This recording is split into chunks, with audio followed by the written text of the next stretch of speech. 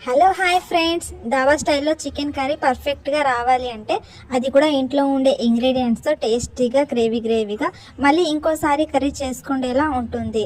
ఈ కర్రీ రైస్లో, చపాతీ, పుల్కా టేస్టీగా ఉంటుంది. దీనికోసం ఒక టమాటా, కట్ చేసిన ఒక ఉల్లిపాయ, 2 పచ్చిమిర్చి, కొంచెం కొత్తిమీర ఇవన్నీ మిక్సీ జార్లో వేసి కొన్ని జీడిపప్పు పలుకులు వేసి మెత్తగా గ్రైండ్ చేసుకోవాలి.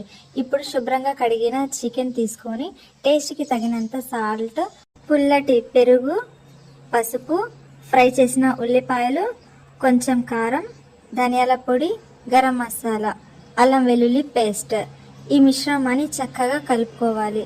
కలుపుకున్నాక మిశ్రమాన్ని అరగంట పాటు నాననివ్వాలి. ఇప్పుడు బాండీలో వేడిగా ఉన్న నూనెలో కలుపుకున్న మిశ్రాన్ని వేసి చికెన్లో ఉన్న నీరు పోయే వరకు చక్కగా కలుపుకుంటూ ఉండాలి. ఇప్పుడు గ్రైండ్ చేసుకున్న మసాలా పేస్ట్ వేసి మొత్తాన్ని ముక్కలకి పట్టేలాగా కలుపుకుంటూ ఉండాలి. కలుపుకున్న 10 నిమిషాల పాటు కర్రీని మూత వేసి కుక్ చేసుకోవాలి. 10 నిమిషాల తర్వాత కొంచెం కొత్తిమీర వేసుకొని గార్నిష్ చేసుకోవాలి. చూసారు కదా, మరి ముక్క కూడా ఉడికినట్లు చక్కగా ఎంత బాగుందో, కర్రీ కూడా గ్రేవీగా ఎంత టేస్టీగా ఉందో.